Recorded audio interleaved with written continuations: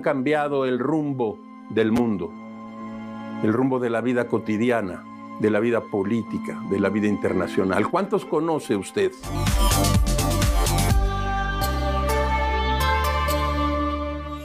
Bienvenidos a La Otra Aventura, un espacio dedicado al mundo de los libros.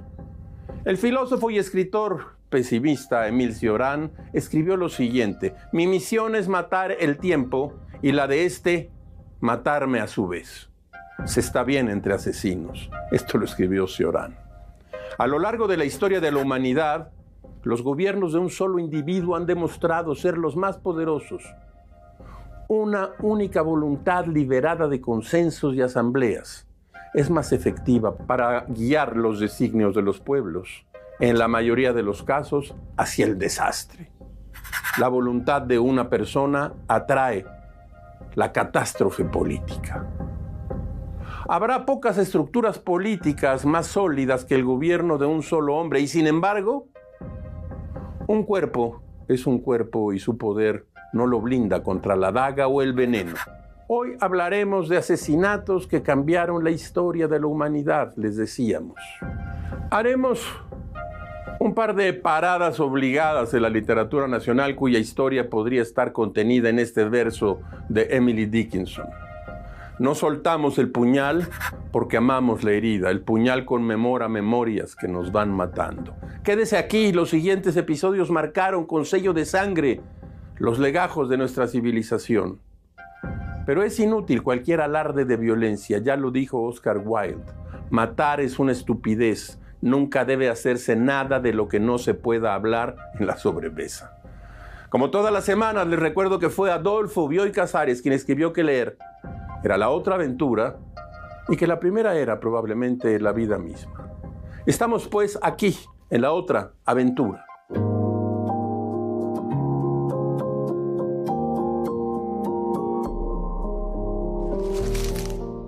Aquí traigo dos pequeños relatos de sangre y muerte que se han elevado al rango de mitos fundacionales de nuestro país.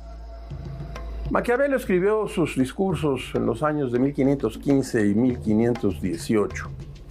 Ahí escribió que los ejemplos, tanto modernos como antiguos, demuestran que los grandes acontecimientos nunca ocurren en una ciudad o en un país sin que hayan sido anunciados por portentos, revelaciones, sucesos prodigiosos u otras señales celestiales. Y justamente por esas fechas, del otro lado del mundo, el emperador mexica Moctezuma II recibía noticias extrañas, fenómenos extraños que parecían presagiar tiempos difíciles.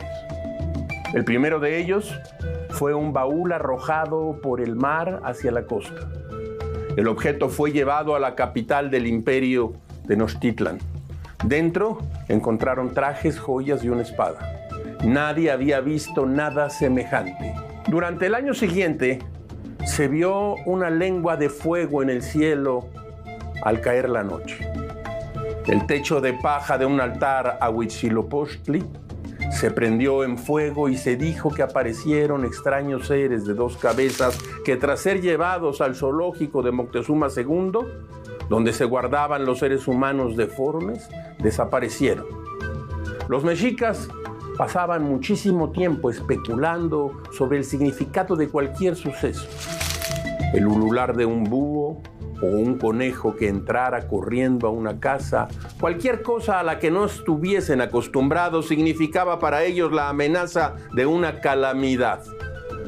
Pero sería en la primavera de 1518 cuando Moctezuma II se enteró por un macehual que cerca del mar del este habían aparecido montañas móviles en el mar.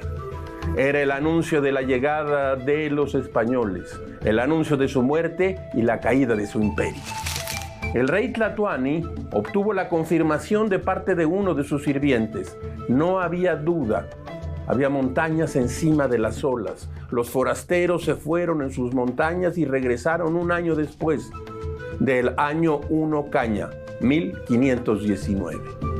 Este relato está contenido aquí, en este grueso libro que tengo aquí, que es simple y sencillamente una maravilla.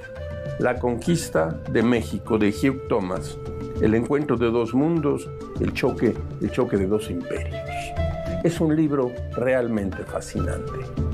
Movámonos en el tiempo, hagamos las maletas y vamos a trasladarnos a otra época de nuestro país. Francisco I. Madero supuso que le bastaría la democracia a un país de caudillos. Fue derrocado y asesinado en febrero de 1913 durante el golpe de Estado orquestado por Victoriano Huerta. Su muerte fue narrada con un dramatismo implacable en febrero de 1913 por Martín Luis Guzmán, cronista inigualable de la Revolución Mexicana.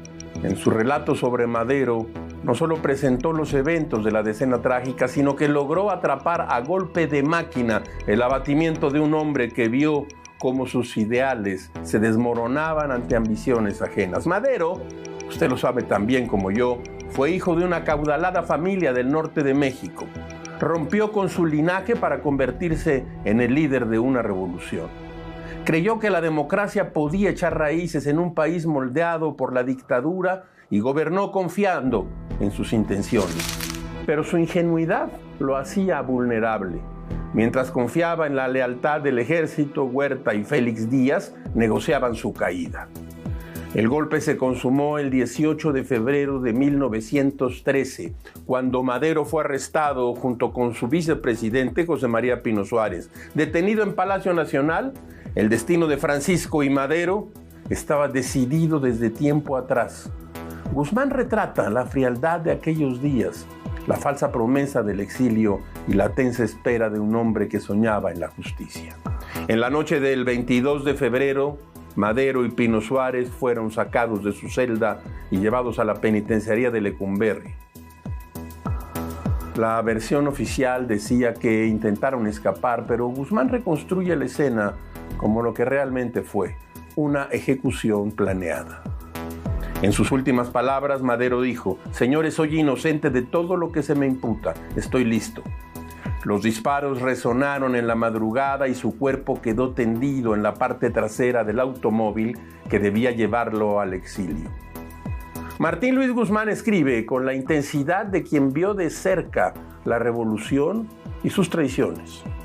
No se limita a relatar la muerte de Madero, la transforma en símbolo de lucha entre el idealismo y la realidad despiadada del poder, por decirlo así.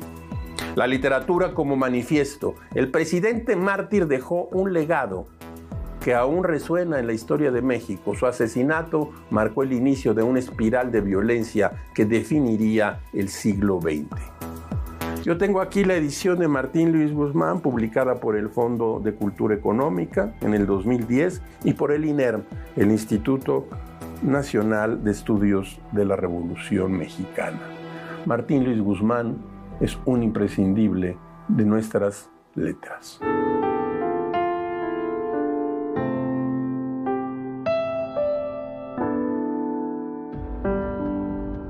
Julio César afirmaba ser descendiente de la diosa Venus. Creció en la Roma turbulenta del siglo I a.C., donde la política se manchaba tanto de sangre como de tinta y los ejércitos decidían el destino de la república.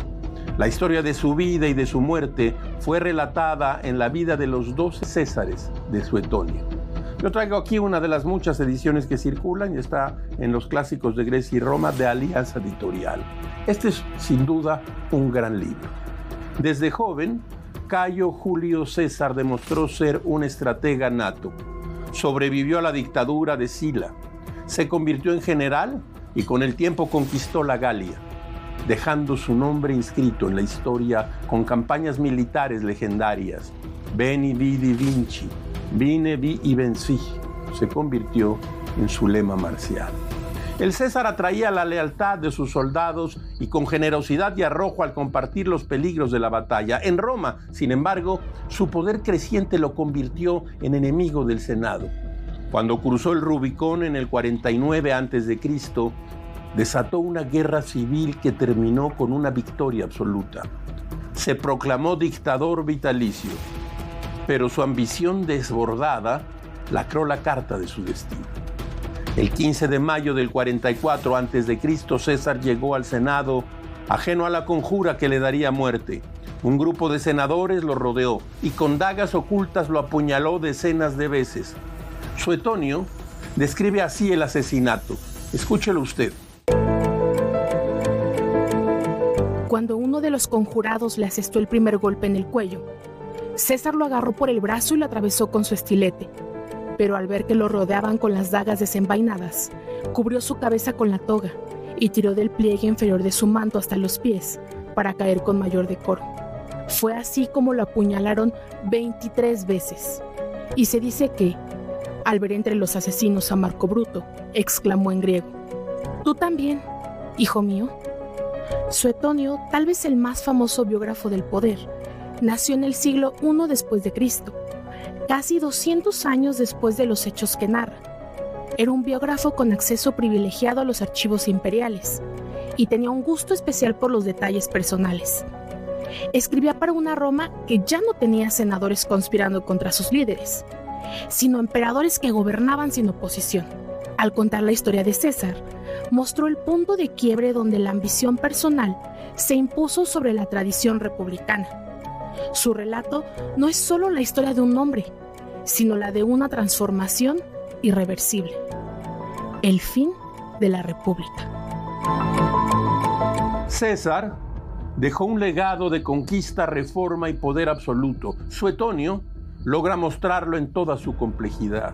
Un líder brillante, pero también un hombre cuya muerte se convirtió en mito. Su historia sigue viva en la memoria colectiva de la humanidad. ¿Tú también, Bruto? Suetonio. Seguimos aquí en la otra aventura.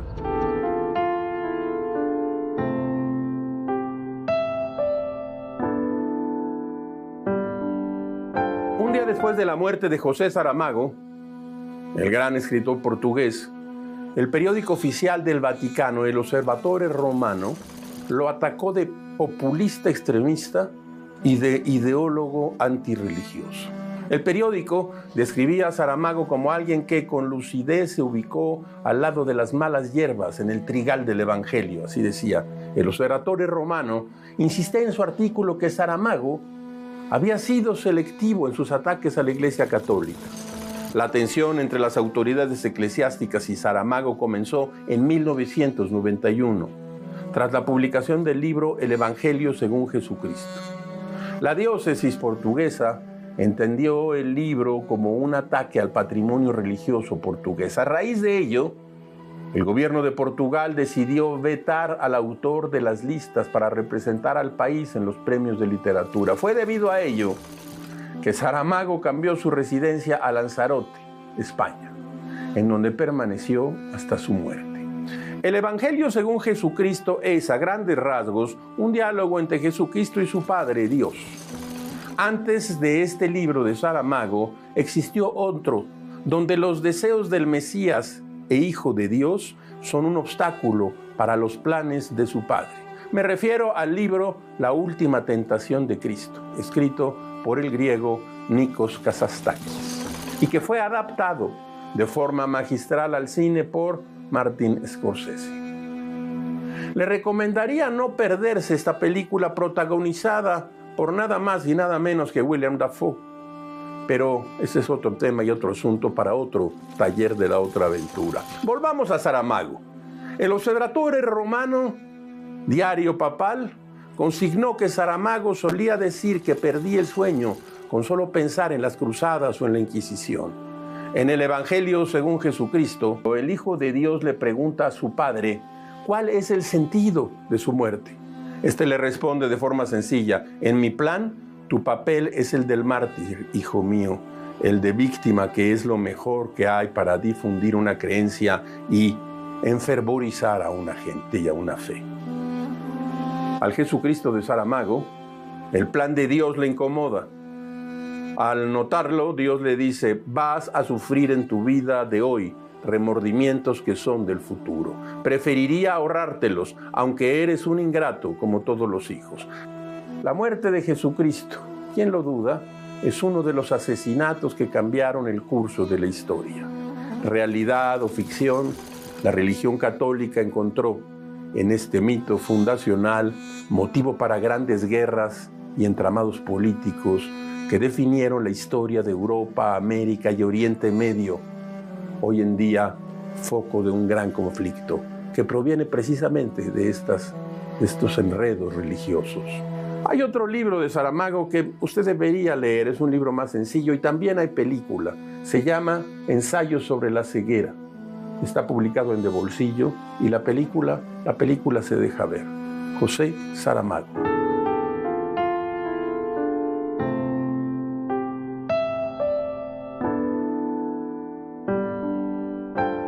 El 16 de octubre de 1793, en la Plaza de la Revolución, hoy Plaza de la Concordia, en París, la cabeza de la reina María Antonieta cayó en una canasta después de ser cortada de tajo.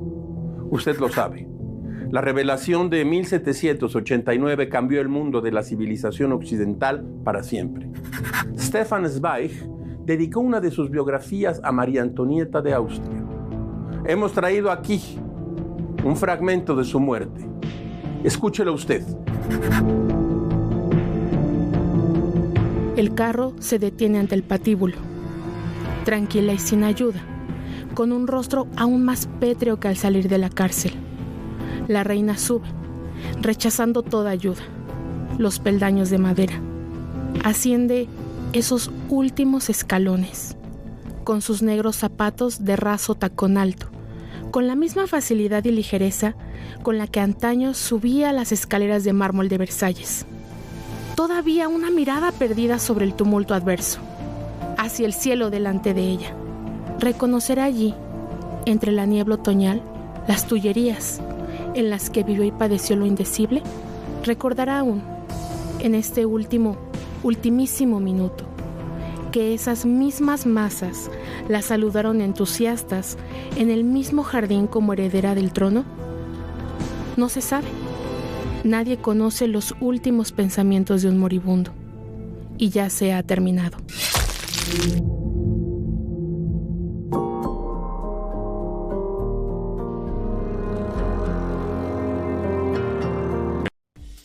México cuenta con más de 500,000 de tiendas de abarrotes que atienden a 81 clientes diarios, con un promedio de venta de 47 pesos, lo que significa aproximadamente 4,000 pesos al día. Sin embargo, el 42% de estos establecimientos no usan herramientas digitales. Un estudio realizado por una comercializadora a nivel nacional que impulsa las ventas de estos establecimientos señala que la incorporación de herramientas tecnológicas tendría un impacto positivo en sus ventas, ya que éstas podrían llegar a duplicarse, pues cada vez son más las personas que utilizan el pago electrónico.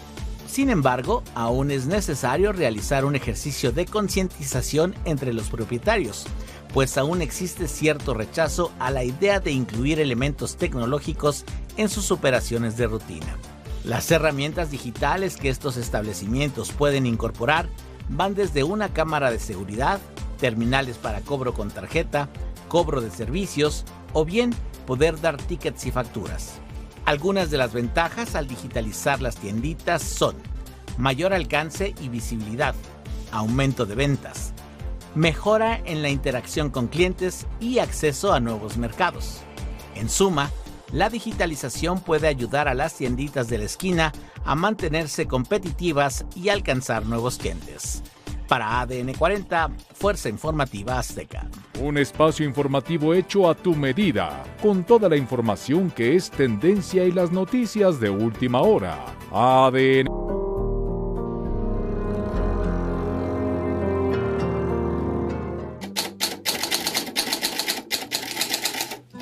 De la mesa de novedades, mire usted lo que tenemos aquí. Seix Barral publica desde hace ya meses, quizás un año o 2 años, la obra completa de Elena Poniatowska. Ahora circula Tinísima, que se encuentra, creo yo, entre lo mejor que ha escrito Poniatowska. Dentro de su biblioteca circula ya esta novela. Rafael Lemus, un joven crítico mexicano, ha publicado en Debate el Atlas de Otro México. Se trata de ir a lugares míticos que han creado escritores mexicanos. Juan Rulfo, Elena Garro, Roberto Bolaño, Fernanda Melchor. Lugares como Comala, Ixtepec, Santa Teresa o La Matosa son parte central y entrañable de ese México. Atlas de otro México, publicado por la editorial Debate. Y ahora de la editorial Periférica. Un caballero a la deriva, Herbert Clyde Lewis. Escuche usted. Henry Preston Standish es un caballero en toda la regla. Goza de una exquisita educación y de una acomodada posición social. Vive holgadamente en Nueva York, es un esposo fiel y un padre cariñoso.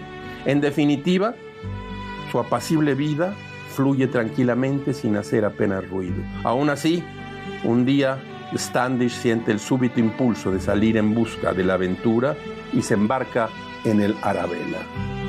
Periférica, un caballero a la deriva. De la mesa de novedades.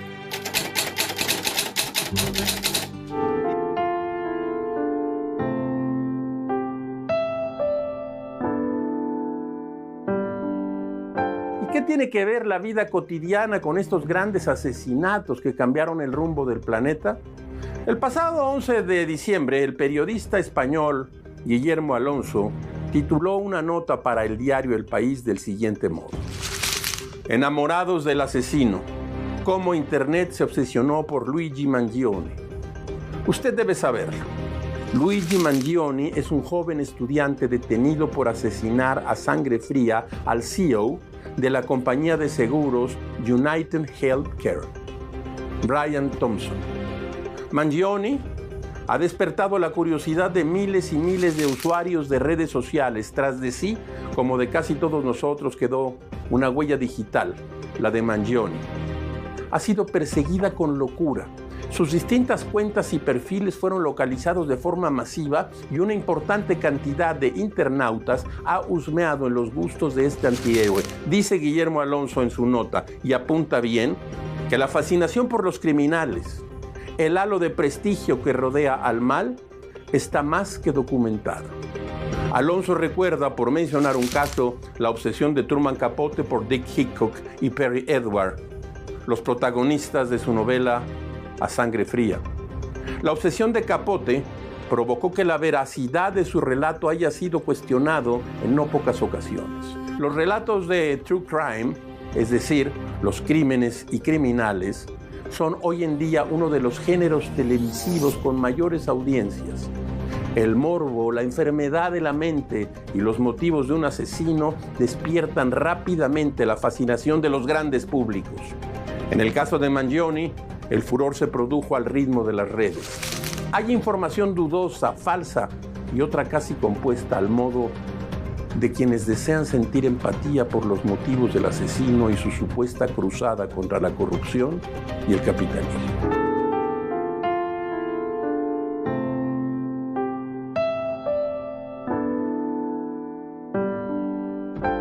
Tras el asesinato de John F. Kennedy, surgieron muchas teorías. Muchas de ellas se produjeron debido a la extraña vida de su asesino material, Lee Harvey Oswald.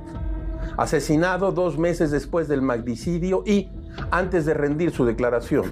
Uno de los datos inquietantes de la biografía de Lee Harvey Oswald fue su estancia de alrededor de 30 meses en la Unión Soviética. En el libro Oswald, un misterio americano, el escritor Norman Mailer se pregunta, ¿era un loco Oswald? Y no un agente de la CIA y más tarde un agente de la KGB. Mailer asegura que las autoridades soviéticas creyeron siempre que la obstinación de Oswald para vivir en Rusia, tras haber llegado como turista en clase de lujo, obedecía a un encargo del espionaje norteamericano. Oswald llegó allá sin saber una palabra de ruso y bajo sospecha.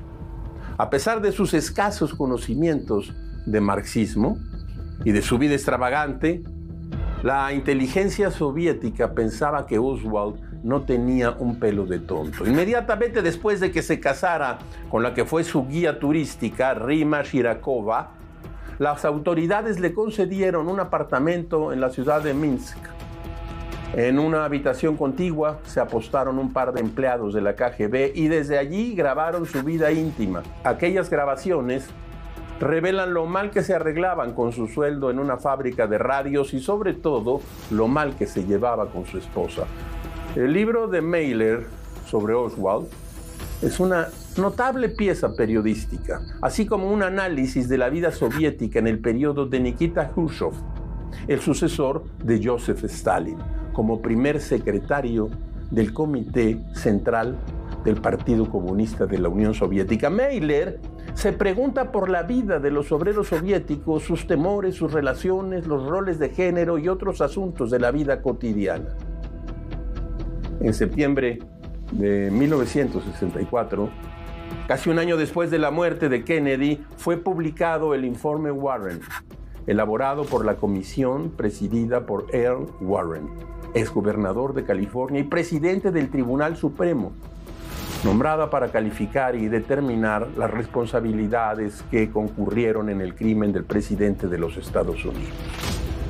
En su primer párrafo decía: el asesinato de John Fitzgerald Kennedy el 22 de noviembre de 1963 fue un cruel y estremecedor acto de violencia directa contra un hombre, una familia, una nación y contra toda la humanidad.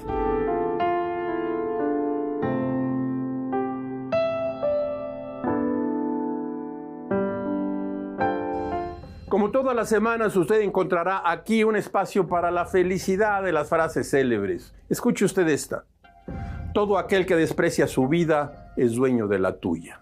Séneca.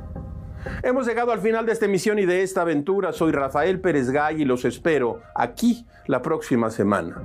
Abres una puerta y aparece un mundo. Eso es un libro.